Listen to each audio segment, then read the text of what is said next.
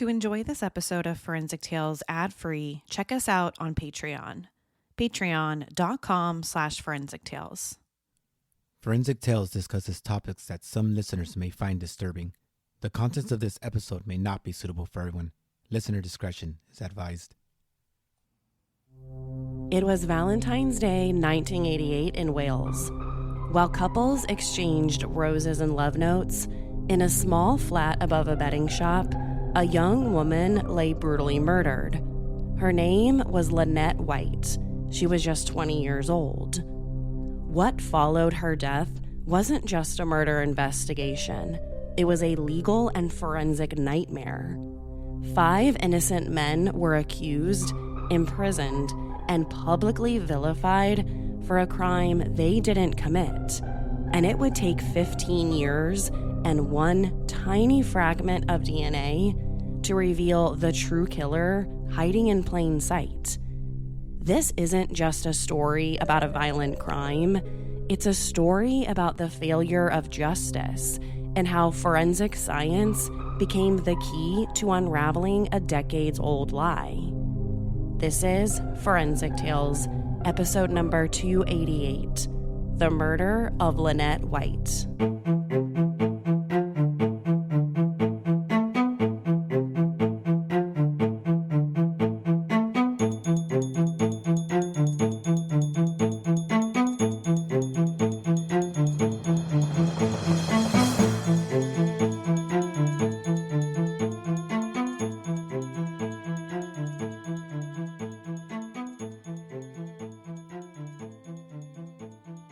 Before we dive in, I want to take a moment to share why I chose this case.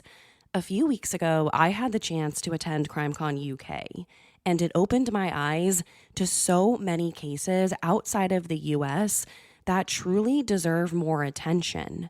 And the murder of Lynette White is one of the most shocking and heartbreaking cases that I came across.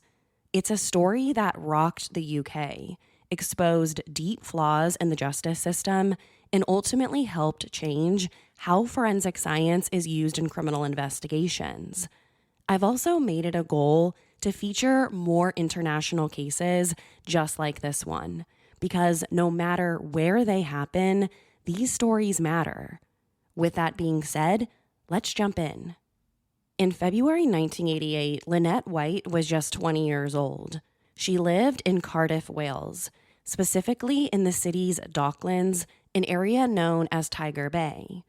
In the late 1980s, Tiger Bay was one of the most diverse communities in the UK, shaped by generations of sailors, immigrants, and working-class families. But it was also an area dealing with issues such as poverty and high unemployment. Lynette's life started like many other young women just like her. She had hopes and dreams about what her future might look like someday. People described her as smart, warm, and fiercely independent. But there's no doubt she struggled during her short 2 decades on this earth. She had dropped out of school and was reportedly sexually abused for money since she was about 14 years old, according to the BBC. Before she could even drive a car, she had already found herself in the throes of child prostitution. By 1988, she was working every day to pay for her boyfriend, Stephen Pineapple Miller's cocaine habit. The two lived together at a flat in Cardiff. Miller, who was said to also be her pimp, was taking at least 60 pounds each and every single day from Lynette, who at that point was his only source of income. So not only was she forced to work as a prostitute to support herself, she also had to do it in order to financially support her drug-addicted boyfriend and pimp. Lynette was known to local authorities, not because she was necessarily a troublemaker, but because she was extremely vulnerable. Tim Rogers, a BBC Wales journalist who interviewed Lynette several weeks before her murder as part of an investigation into child prostitution, said that he thought she was, quote, probably the most visible prostitute in the area at the time, end quote. And let's be honest, the streets weren't safe. And in 1988, there were very few protections for women in her position. But what makes this story even more heartbreaking is how her life and her death were treated. The stigma around her profession clouded people's judgment. She was just yet another sex worker who turned up dead. From the beginning, it seemed like the system was more focused on closing a case than uncovering the truth. But to understand what went so wrong, we first have to go back to where it all began. February 14th, 1988, Valentine's Day. At around 8:45 p.m., police were called to an upstairs flat located at 7 James Street in Cardiff. By this point, Lynette had been missing for about 5 days. None of her friends had heard or seen her in almost a week. Now, while no one knows exactly where she went or even why she was missing, here's something worth mentioning. The week before Lynette was found dead, she was supposed to be called as a witness for the prosecution in 2 upcoming criminal trials. The first trial was an attempted murder case, and the second involved child prostitution.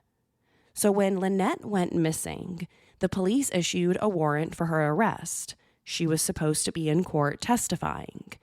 I also want to mention that right before she went off the grid, a fellow sex worker, Lynette White, had loaned her the keys to the flat on James Street, the place where her body would ultimately be found.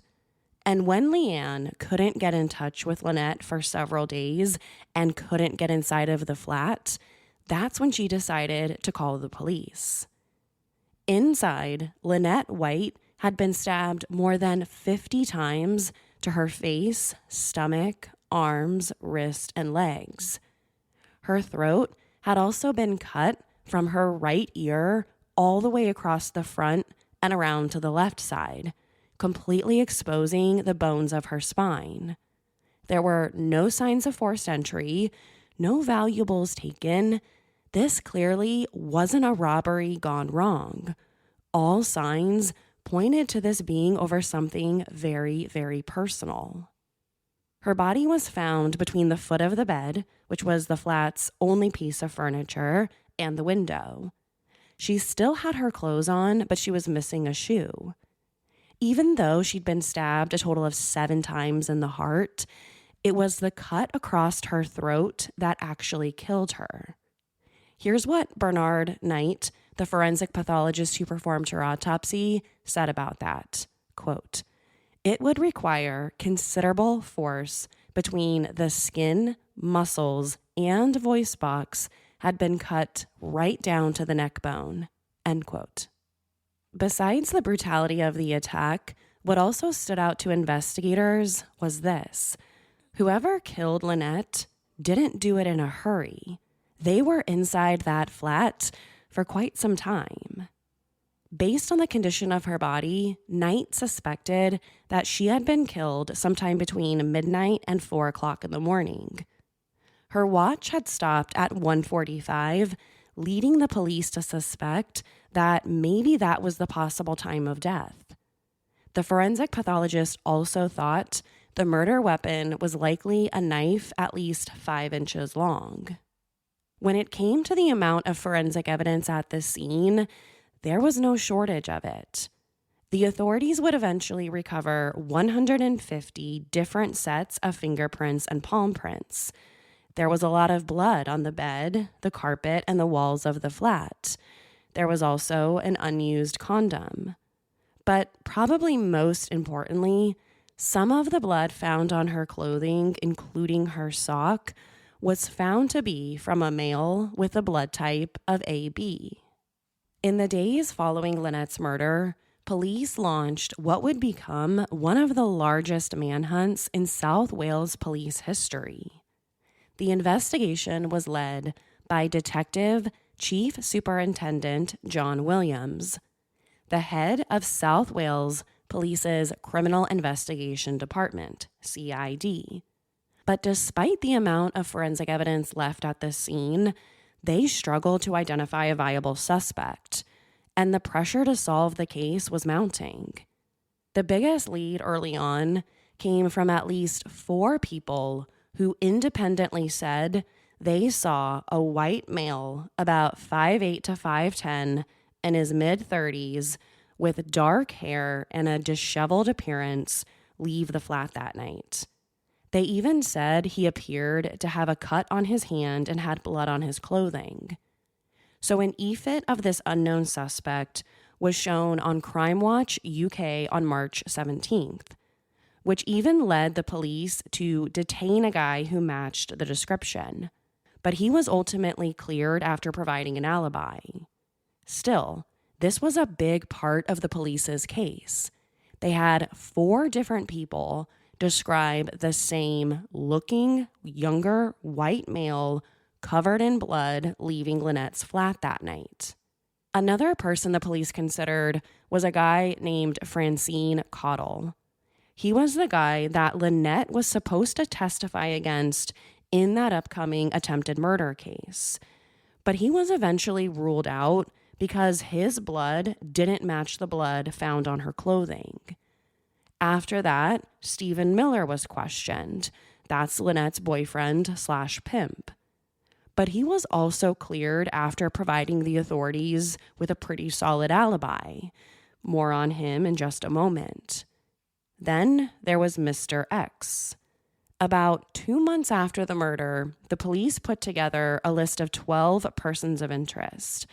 One of them was Mr. X, a man whose real identity has never been publicly revealed. As the public, we only know him as Mr. X, a convicted sex offender who lived about 20 minutes away from James Street.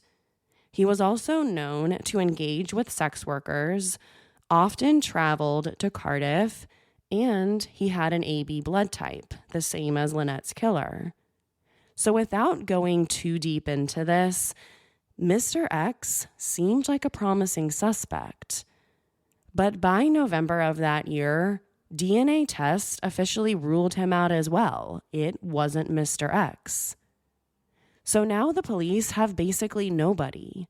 The case against Mr. X fell apart. They couldn't identify the white male covered in blood seen leaving the flat that night. It wasn't the guy she was supposed to testify against. The police had no one. So as you can imagine, the pressure to identify someone only grew. And eventually, that's exactly what happened. About 10 months later, police turned their attention to 5 local men. One name you've already heard about in this story, Stephen Miller, Lynette's boyfriend. But there was also Yusuf Abdullahi, Tony Paris, and John and Ronnie Acti. The group, later dubbed the Cardiff Five, were all Black or of mixed race backgrounds. Even though the prime suspect was white, the South Wales police arrested 5 Black men instead. So, who were these men? Well, all 5 were known in the community, and some had prior run-ins with the law. Stephen Miller was Lynette's boyfriend, as we already know, and Yusuf and Tony were loosely connected to her social circle. Yusuf had been questioned early on as part of the police's routine door-to-door questioning. He was also named as a suspect by Leanne, the woman who had raised the alarm bells about Lynette in the first place. She also named Stephen Miller as a possible suspect. As we're about to find out, Leanne becomes a pretty important person in these guys' arrest. John Acti was added to the list after another woman named Violet Puriam said she drove down James Street at around 1:30 on the night of the murder. And as she drove down the street, she said she saw 4, quote, excited Black males hanging outside of the building. She said she recognized one of them as John Acti. So at this point, the police had information that 5 Black males were outside of Lynette's flat at the time of the murder. And that's when they learned about another woman named Angela, somebody who lived in a flat directly across the street with a pretty perfect view of 7 James Street. According to her, Tony Paris was also there. So between 3 female witnesses, Stephen, Yusuf, Tony, John, and Ronnie were all at the scene. Again, despite being black or mixed race, despite not matching the initial suspect description at all 5 of these men were arrested. After that, these guys were essentially doomed. The police had made up their minds that these were the guys. So they began building a case not only on physical evidence, but on suspicion, on rumors, and on the public's pressure to deliver results in this case. The police mistakenly leaned heavily on witness statements that would later turn out to be either unreliable or retracted altogether. Stephen Miller, Lynette's boyfriend at the time, became the key focus. Although he was initially cleared since he had an alibi, the cops zeroed in on him as the primary guy. So he was brought in for questioning over and over again. And what happened next became one of the most controversial aspects of this entire case. During more than 30 hours of videotaped interrogations over the course of 4 days, Stephen was subjected to relentless psychological pressure. Officers raised their voices at him, threatened him, and told him that he was, quote, keeping it all bottled up, and suggested over and over that he was there when Lynette died. He wasn't even allowed to call for a solicitor. So eventually, exhausted and overwhelmed, Stephen broke. He cracked. Keep in mind, not only would most people crack under this intense police pressure, this was a guy who had a mental age of 11. So you can only imagine the kind of pressure that he was under. So he confessed to being present at the murder and implicated the other 4 men. He confessed after making 307 initial denials. Over the course of 4 days, he denied knowing anything about the crime. But here's the thing. His confession was full of inconsistencies and inaccuracies that simply didn't add up. He got basic details of the crime scene completely wrong, even changing his story several times while under pressure. It was like he just told the police what he thought they wanted to hear. But despite this, and the complete lack of physical or forensic evidence tying any of these 5 men to the scene, to the murder, the police moved forward with the arrest.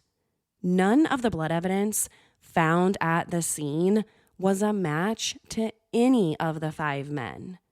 Yet still, they were completely satisfied about how they conducted this investigation. It was case over, case closed. In 1999, 3 of the 5, Stephen Miller, Yusuf Abdullahi, and Tony Paris, were convicted of murder, while the other 2, John and Ronnie Actie, were acquitted. The prosecution's case rested almost entirely on Stephen's confession. There was absolutely zero forensic evidence here. But almost overnight, there was public backlash about this, and there was a lot of it.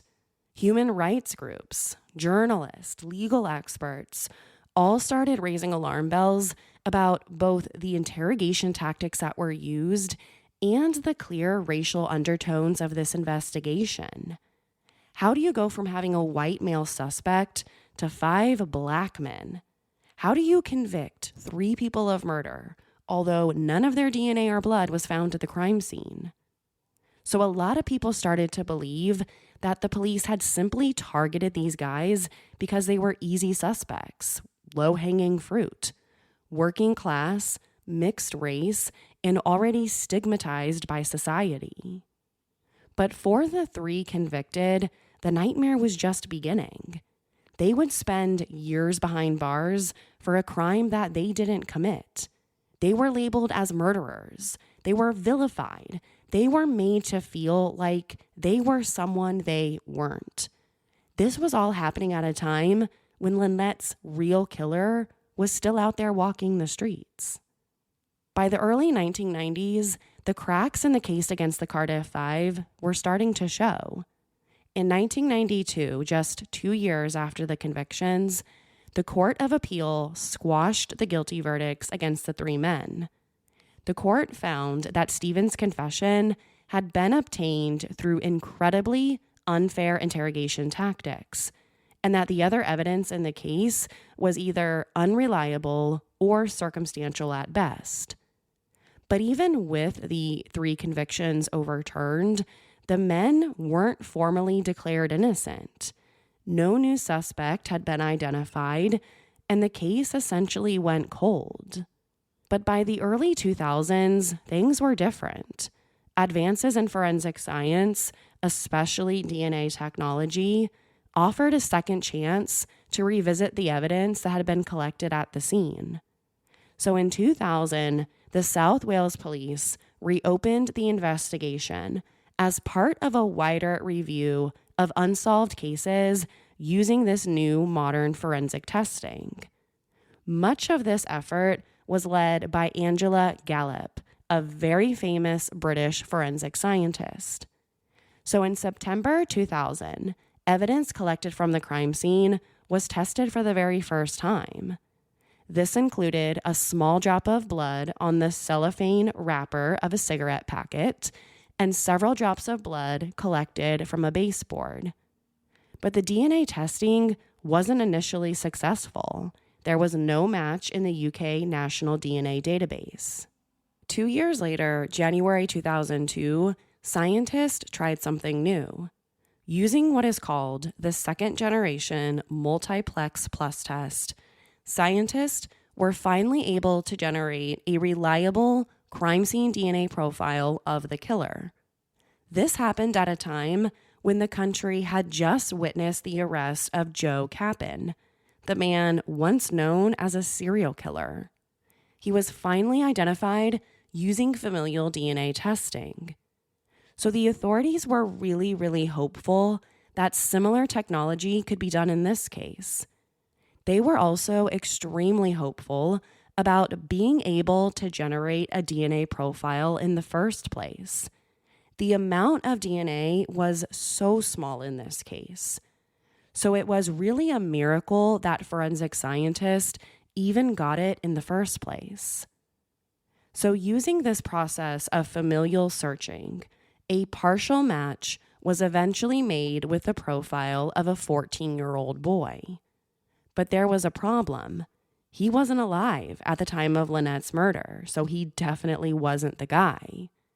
However, this discovery meant that scientists were close. And not long after that, they finally had a match. The DNA from the scene was a match to the 14-year-old's uncle, Jeffrey Gaffor, a complete stranger to the Cardiff Five. Gaffor had never been interviewed during the original investigation, and in fact, he had zero connection to Lynette. He was, however, a white male in his 30s who perfectly matched the initial suspect description. This was the person the police should have been looking for this entire time. Once Gaffor's name surfaced, investigators took a closer look at his life. He was a 38-year-old security guard who at the time of the murder had been living in the Cardiff area. He had a minor criminal record, but nothing that pointed to any extreme violence, and especially not murder. But when police arrested and questioned him in 2003, the facade crumbled almost instantly. After years of silence, he confessed. He admitted to stabbing Lynette in a fit of rage after a dispute about money. He claimed he hired her for sex, but an argument broke out and it turned violent. He was mad because the flat they were in didn't have electricity or running water, so he wanted his 30 pounds back. Lynette White was killed over a 30-pound dispute. His confession aligned perfectly with the forensic evidence at the scene. Unlike the confession that the police had extracted from Stephen Miller more than a decade earlier, Jeffrey's confession lined up perfectly. Jeffrey Gafford was charged with murder and pled guilty in July of 2003. He was sentenced to life in prison with a minimum term of 13 years. But the conviction, while bringing long overdue accountability, was bittersweet. For the Cardiff Five, his arrest confirmed what they had been saying this entire time. They were innocent. They had lost years of their lives, had their reputations destroyed, and went through unimaginable psychological trauma, all because the system had failed them. And the story didn't end there. The case triggered a broader investigation into South Wales Police and the original detectives who handled Lynette's murder. Operation Reinvestigate, an internal review into police misconduct, was launched, resulting in several former officers being charged with conspiracy. These officers stood accused of fabricating evidence, manipulating witness statements, and covering up investigative errors. But after years of pretrial hearings and delays, the case collapsed in 2011 when a judge ruled that key documents were missing and that the prosecution could no longer ensure a fair trial. So no police officers were ever convicted in connection with the wrongful imprisonment of the Cardiff Five, but it has to make you wonder how many mistakes and how many errors were made and how many potentially other innocent men or women were thrown in jail and prison for a crime they didn't commit based on bad police work that happened around this same time. It has to make you wonder. The Lynette White case remains one of the most important examples about how forensic science can not only solve crimes, but expose deep systemic failures in the justice system.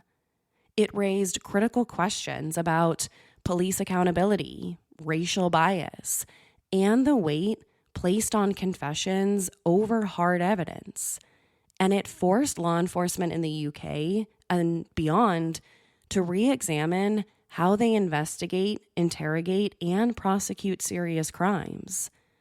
But perhaps the most tragic element of all of this, if investigators had followed the evidence instead of forcing a narrative, Lynette's real killer could have been caught within weeks.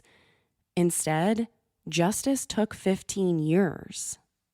The murder of Lynette White left a permanent scar, not just on her family and loved ones, but on the British criminal justice system as a whole. For the three wrongfully convicted men, Stephen Miller, Yusuf Abdullahi, and Tony Paris, their lives were changed forever. By the time they were released, they had spent years in prison for a crime they didn't commit. They had missed time with their families. They had been vilified in the press. And even after the real killer was caught, full exoneration felt like an uphill battle. All five of the original suspects, the Cardiff Five, eventually received financial compensation from the government. But money could never return what was taken from them: their freedom, their dignity, their peace of mind.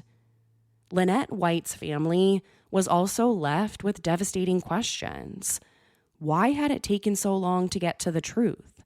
Why had the investigation gone so wrong so fast? And how many other families might be living the same nightmare, quietly waiting for justice that may never come? The fallout from the case prompted serious reforms in British policing and criminal procedure. There were new guidelines for how police can conduct interrogations, especially for vulnerable suspects. Greater emphasis was placed on forensic evidence and less on confessions, especially ones that are obtained under pressure. The case also became a catalyst for increasing scrutiny of racial bias in the justice system.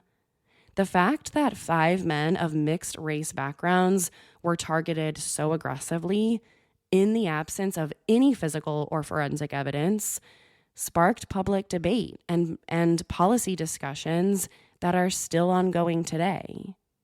Lynette White's murder is now taught in law schools and police academies across the UK, not just as a murder case, but as a cautionary tale, a reminder that justice isn't just about getting a conviction, it's about getting to the truth. Her real killer was sentenced to life in prison in 2003. But in late 2024, after serving more than 2 decades behind bars, he was released on license. That means Jeffrey is no longer in prison. He is still under strict conditions, such as electronic monitoring, curfews, and probation. If he violates any of these terms, he can and will be sent back to prison. But his release sparked outrage and sparked fear, especially from Lynette's family and the wrongfully convicted Cardiff 5. Some weren't even notified about his release hearing. For them, the trauma isn't over, and knowing that he's back in the community and back into society, that has only reopened old wounds. Still, in 2023, Ghaffar made a final confession, this time acknowledging that he acted alone. That statement fully cleared any lingering doubt about the Cardiff 5's innocence. Though, for the men who lost years of their lives, true justice may never feel complete. Lynette White's story remains one of the most devastating miscarriages of justice in modern British history. It's a case that shows us what happens when the system stops listening, and how forensic science sometimes is the only voice left to speak the truth. To share your thoughts on this week's episode, follow the show on Instagram and Facebook. If you want to hear my personal take on the case, sign up to become a patron at patreon.com/forensictales. After each episode, I release a bonus episode where I share my personal thoughts on the case in more detail. Don't forget to subscribe to Forensic Tales so you never miss an episode. We release a new episode every Monday. If you love the show, consider leaving us a positive review. It helps the show grow. You can also support the show through Patreon. Thank you so much for joining me this week. Be sure to tune in next week for a new case. Until then, remember, not all stories have happy endings. Forensic Tales is a Rockefeller audio production. The show is written and produced by me, Courtney Fretwell. If you'd like to help create compelling new cases, fund research, and assist with production and editing costs, you can support the show with a small monthly contribution. In return, you'll be one of the first to listen to new, ad-free episodes and gain access to exclusive content. Thank you so much to this week's newest Patreon supporters, Eudora, Lovisa, and Sherry M. To learn more, visit patreon.com/forensictales. Forensic Tales is a podcast made possible by our Patreon producers, Tony A., Christine B., Sherry A., Michael D., Nicola, Megan G., Ureli, Jerry, Ann F., Carol A., Shannon D., Marianne C., Lois B., Lynn H., Ashley H., Danielle D., Chrissy D., Brett R., Luz Raquel, and Christine K. If you'd like to become a producer of this show, head over to our Patreon page or email me at courtney@forensictales.com. For a complete list of sources used in this episode, please visit forensictales.com. Thank you for listening. See you next week. Until then, remember, not all stories have happy endings.